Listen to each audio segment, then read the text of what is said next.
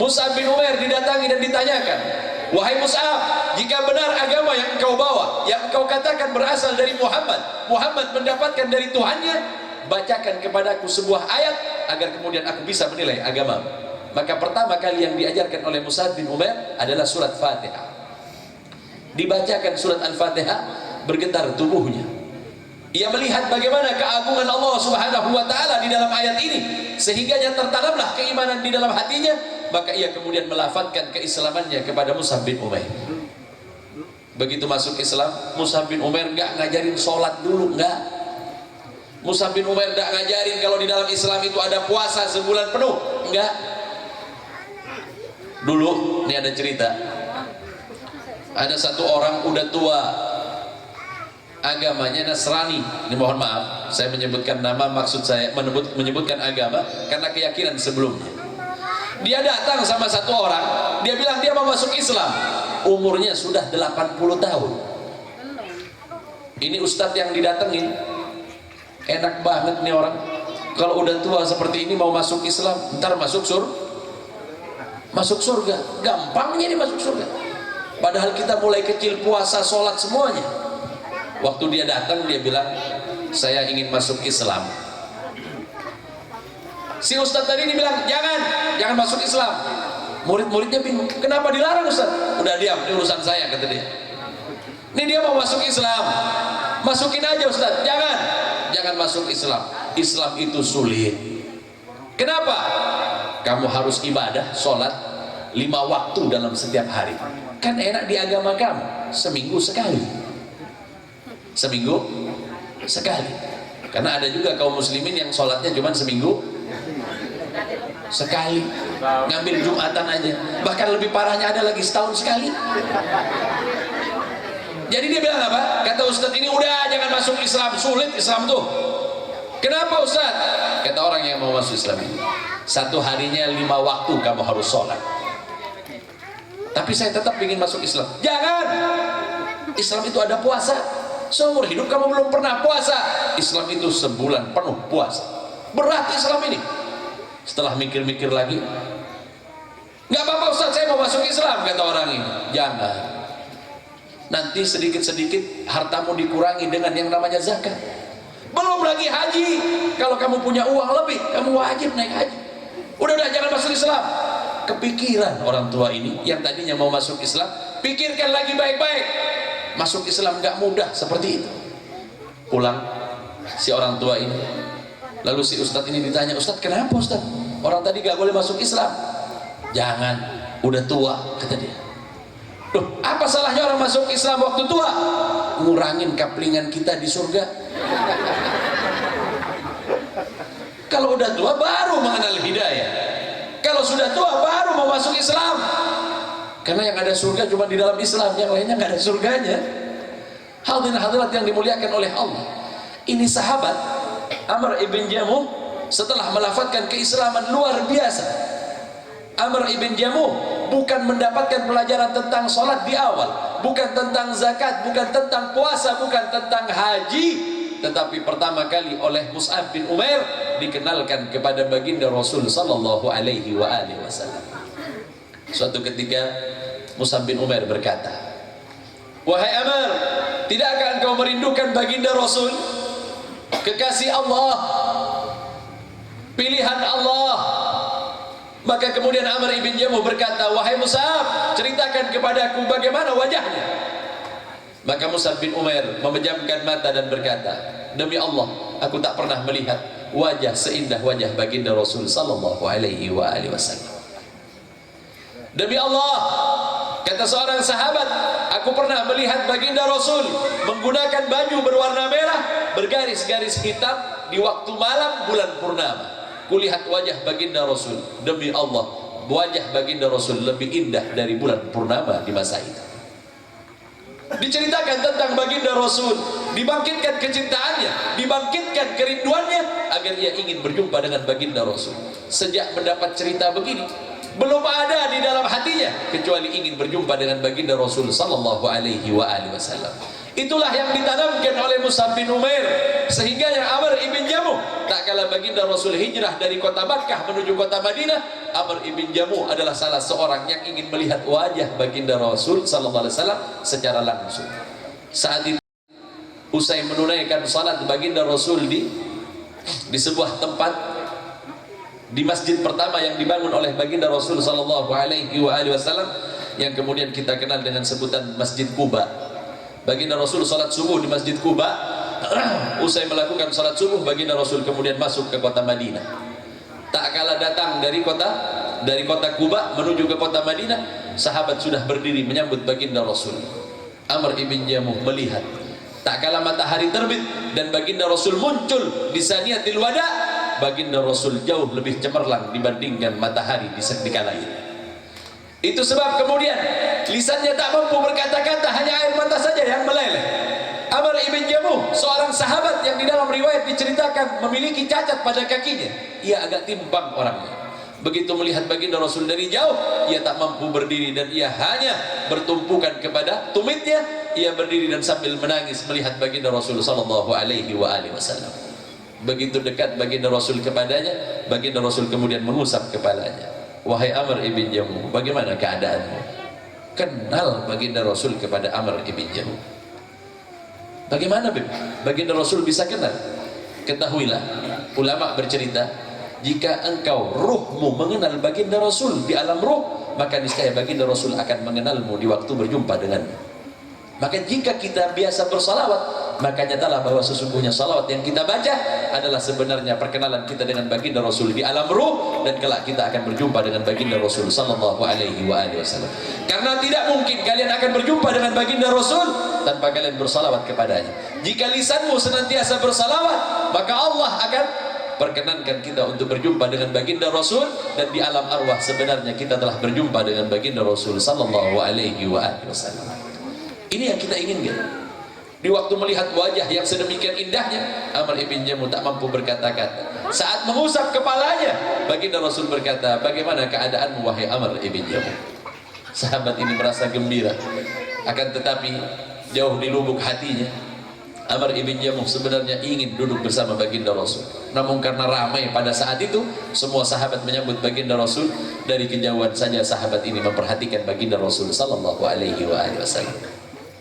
Sejak saat itu belum pernah absen di pengajian baginda Rasul, belum pernah absen sholat berjamaah bersama baginda Rasul sallallahu alaihi wasallam. Selalu ada sahabat ini, karena ia merasa apa?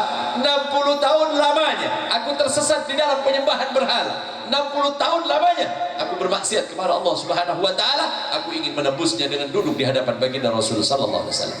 Setiap harinya ia datang, tak kala datang perintah Allah untuk berperang. Ada perintah Allah Subhanahu wa taala untuk berperang di masa awal baginda Rasul hijrah ke kota Madinah. Orang-orang kafir Quraisy kemudian membentuk pasukan menyerang baginda Rasul sallallahu alaihi wasallam di kota Madinah. Perang ini dikenal dengan perang Badar pertama.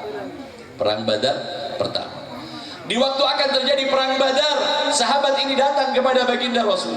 Ya Rasulullah, ya Rasulullah, izinkan aku untuk ikut berperang bersamamu. Umurnya sudah 60 tahun lebih. Apa yang kau harapkan wahai Amr ibn Jamuh? Aku berharap aku bisa bersimbah darah di dalam peperangan kali ini, sehingganya darah ini menjadi saksi di hadapan Allah. 60 tahun lamanya kesesatan ini dapatlah dibasuh dengan darah syahid di medan juang ya Rasulullah.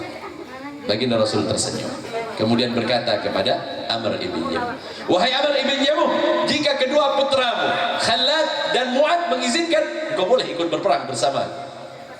Ditanyain begini, dua orang anaknya bilang, ya Rasulullah, ayahku telah tua renta. Sudah tua ya Rasulullah, jangan-jangan dia berangkat ke medan perang, dia hanya nganterin nyawa saja, biar kami yang menggantikannya ya Rasulullah. Kata baginda Rasul kepada Khalad, lalu bagaimana pendapatmu wahai Khalad? Kata Khalad, sebagaimana saudaraku, sepertinya tak pantas untuk ayahku untuk ikut perang, karena cukuplah kami berperang untuknya, karena kami adalah putra-putranya. Maka Rasulullah tidak mengizinkannya untuk ikut perang.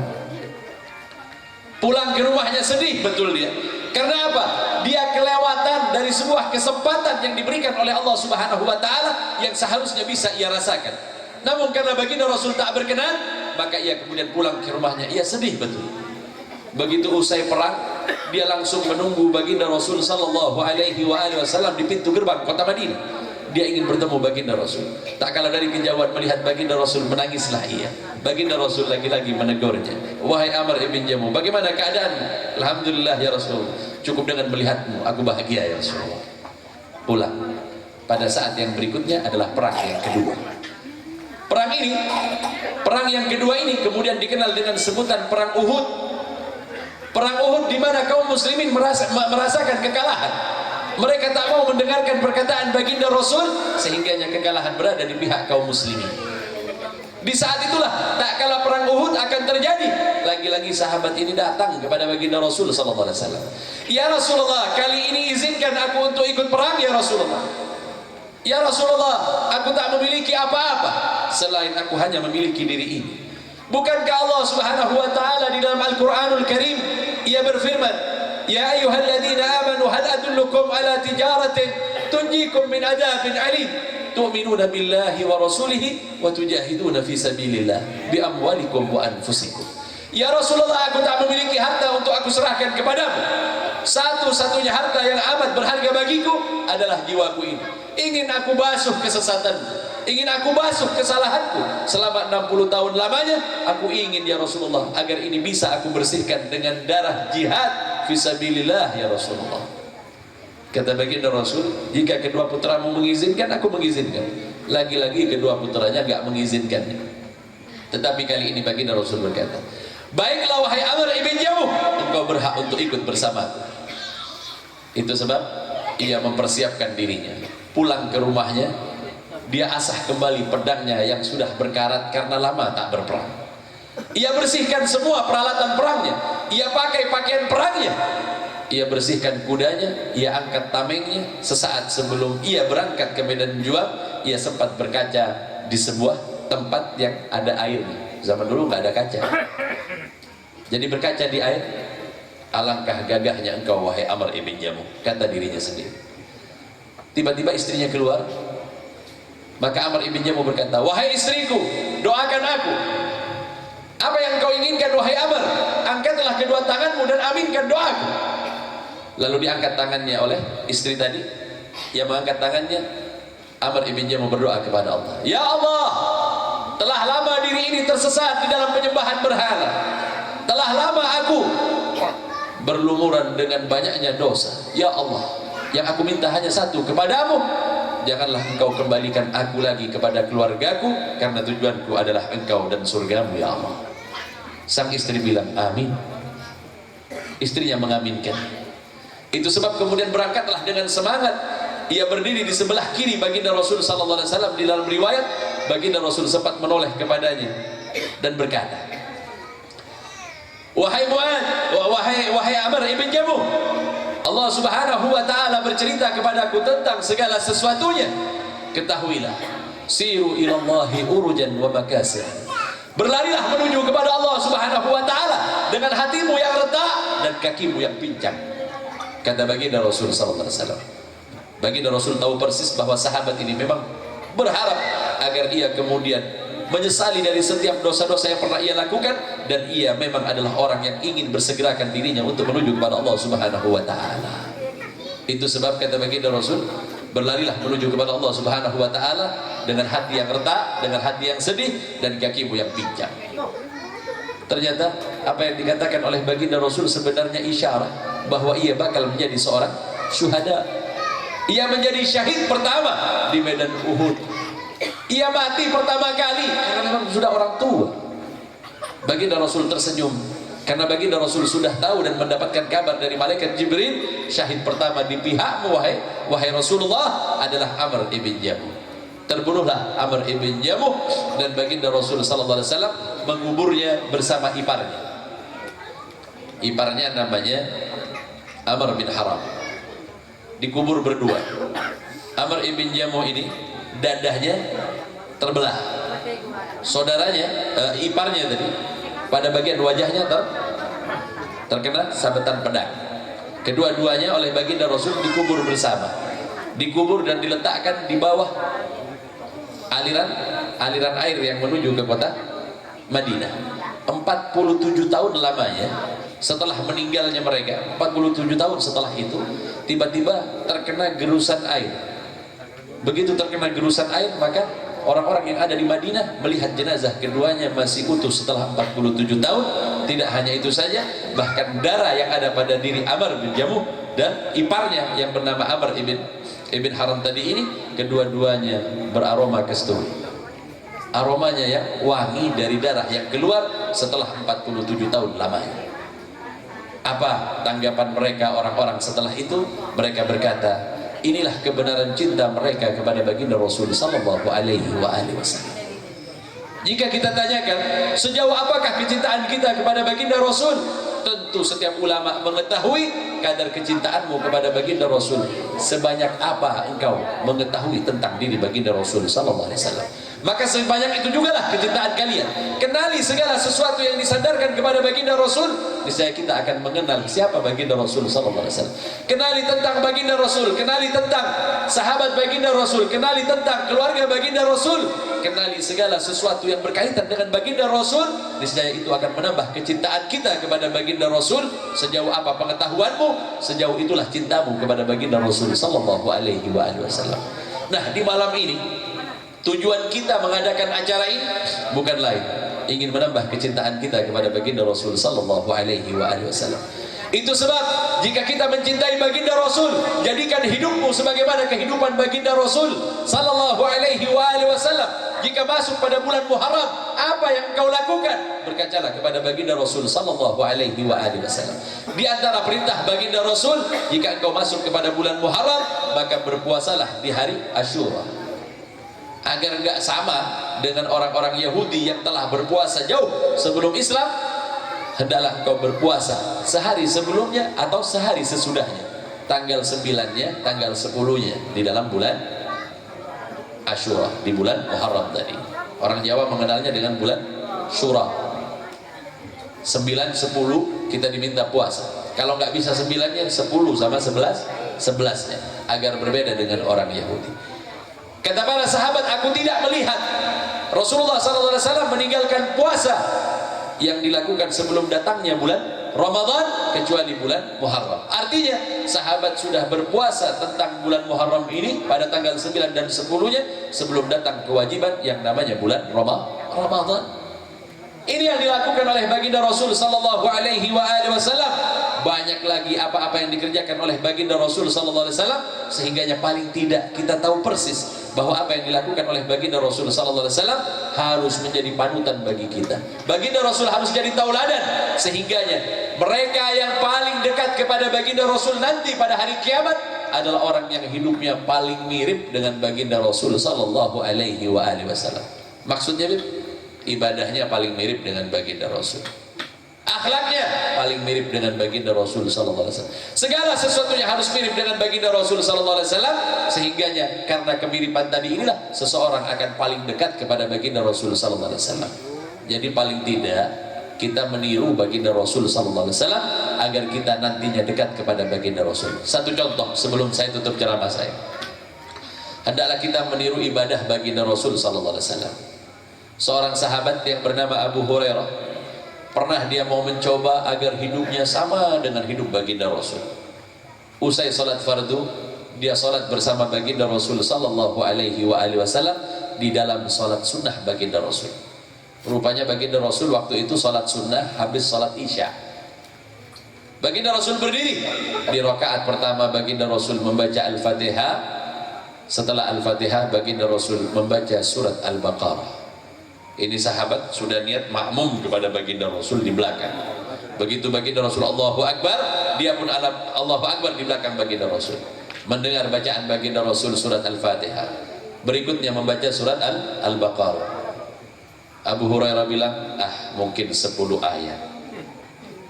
Begitu lewat 10 ayat, mungkin 50 ayat. Masih terus baginda Rasul. 50 lewat, Abu Hurairah membatin di dalam hatinya, mungkin 100 ayat. Rupanya sampai selesai. Ada yang sholat 1 rakaatnya baca Al-Baqarah. Ternyata baginda Rasul nggak berhenti di surat Al-Baqarah. disambung lagi dengan bacaan berikutnya. Surat apa setelah surat Al-Baqarah? Ibu-ibu yang hafal Al-Quran, apa surat apa setelah Al-Baqarah? Apa? Ada yang hafal nih? Gak pernah buka Al-Quran kecuali bulan Ramadan aja. Hingga banyak lupa. Menyusul dengan surat yang berikutnya, yakni surat Ali Imran. Abu Hurairah berkata, mungkin 10 ayat, ternyata lewat 50 ayat lewat, 100 ayat lewat, sampai selesai surat Ali Imran. Pindah kepada surat yang berikutnya. Surat apa? An-Nisa. Ibu-ibu banyak yang hafal.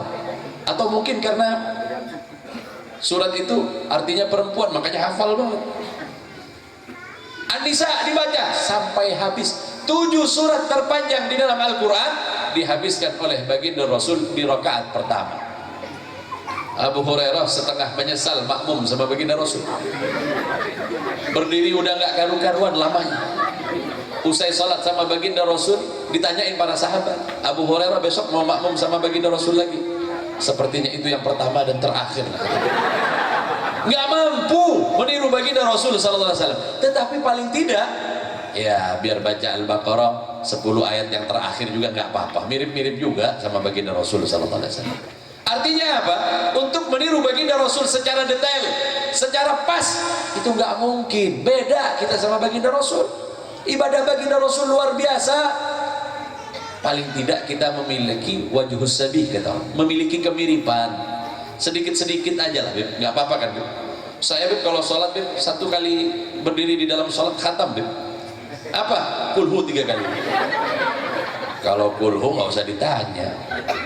Maghrib kulhu, isya kulhu, subuh kulhu, duhur kulhu. Kok kulhu terus, ini apa maksudnya? Nggak ada yang hafal lagi, nggak apa-apa kalau yang begitu. Tapi kalau masih hafal yang lain, pakai juga lah biar nggak lupa. Ini kulhu. Kalau enggak, inna atoina, Bib. Itu yang nomor 2 terpendek setelah kulhu itu.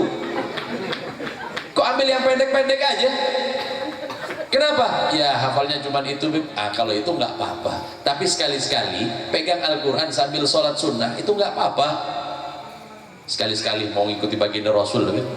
Allahu Akbar, Fatihah udah selesai, Alif Lam Baqarah, tahu-tahu cuma baca Alif Lam Mim, Allahu Akbar. Niatnya tadi mau ngikutin baginda Rasul, cuma sampai di Alif Lam udah berhenti.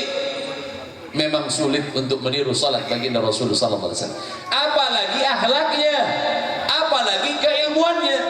Karena sulit untuk meniru baginda Rasul sallallahu alaihi wasallam. Baginda Rasul adalah asal keilmuan, karena keilmuan yang datang dari Allah turun kepada baginda Rasul, dari baginda Rasul lah kemudian kita mengambil keilmuan. Tidak ada manusia yang memiliki keilmuan seperti baginda Rasul sallallahu alaihi wasallam. Akhlaknya Allah memujinya di dalam Al-Quran, wa innaka la'ala khuluqin azim. Sungguh baginda Rasul sallallahu alaihi wasallam adalah pemilik budi pekerti yang agung. Kalau Allah yang puji, maka akhlak baginda Rasul memang sempurna. Ini contoh, ini betul-betul terakhir nih sekarang. Akhlak baginda Rasul. Suatu ketika baginda Rasul sedang makan daging onta bersama para sahabat. Ramai para sahabat yang makan bersama baginda Rasul. Tiba-tiba baginda Rasul menjauh dari tempat itu, menjauh dari tempat di mana para sahabat makan daging onta. Begitu masuk waktu salat, baginda Rasul bilang, yang habis makan daging onta wudu. Yang habis makan daging onta wudu. Sahabat semuanya pada wudu. Imam Malik, imam di dalam madhab Maliki, beliau berkata, siapa saja yang habis makan daging onta wajib hukumnya berwudu. Tapi Imam Syafi'i enggak wajib, sunnah. Kenapa kata Imam Syafi'i? Waktu aku meneliti hadis ini, kenapa baginda Rasul kemudian pindah meninggalkan tempat para sahabat yang lagi makan daging onta? Kemudian baginda Rasul berkata, yang habis makan daging onta wudu. Waktu lagi asik-asik makan, ini ada satu sahabat yang keluar angin. Memang gak ada bunyinya, tapi baunya kecium, bukan kelihatan, kecium. Sehingga baginda Rasul meninggalkan tempat tadi ini karena ada salah seorang sahabat yang cuman kan gak ada yang tahu siapa yang kentut. Kalau kita seperti baginda Rasul umpamanya tahu-tahu ada yang bau, siapa yang berak nih, langsung begitu kita. Karena apa? Akhlak kita memang gak sama dengan baginda Rasul. Baginda Rasul meninggalkan tanpa berbicara. Kemudian indahnya akhlak baginda Rasul, beliau berkata yang habis makan daging onta wudu. Coba bayangin, kalau baginda Rasul bilang yang habis kentut tadi wudu, maka dia akan kelihatan sendirian, bakal malu. Baginda Rasul bilang apa? Yang habis makan daging onta wudu, semuanya pada wudu, nggak ketahuan yang mana yang. Ini akhlak baginda Rasul. Sehingga sulit meniru akhlak baginda Rasul sallallahu alaihi wasallam. Itu sebab kita hanya bisa meniru baginda Rasul sedikit demi sedikit dulu, nggak mungkin bisa langsung seperti baginda Rasul. Hadirin hadirat ikhwan akhwat yang dimuliakan oleh Allah, kenali nabimu dari 3 perkara. Kenali nabimu dari 3 perkara. Pertama, ibadahnya. Yang kedua, akhlaknya. Yang ketiga, dari keilmuan. Jika ketiga-tiganya mampu engkau dapatkan, maka ketahuilah engkau adalah orang yang akan menjadi orang yang paling mencintai baginda Rasul sallallahu alaihi wasallam.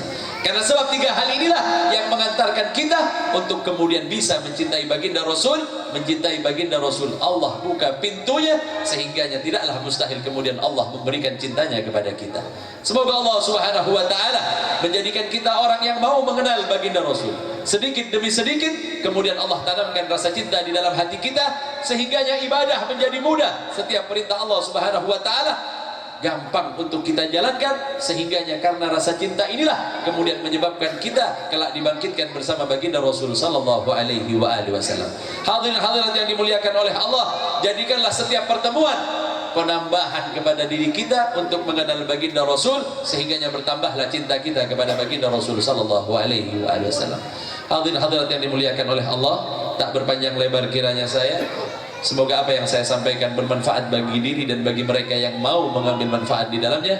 Ini sajalah yang bisa saya sampaikan. Kurang lebihnya mohon maaf yang sebesar-besarnya. Wabillahi taufiq wal hidayah wal ridha wal inayah. Wassalamu alaikum warahmatullahi wabarakatuh.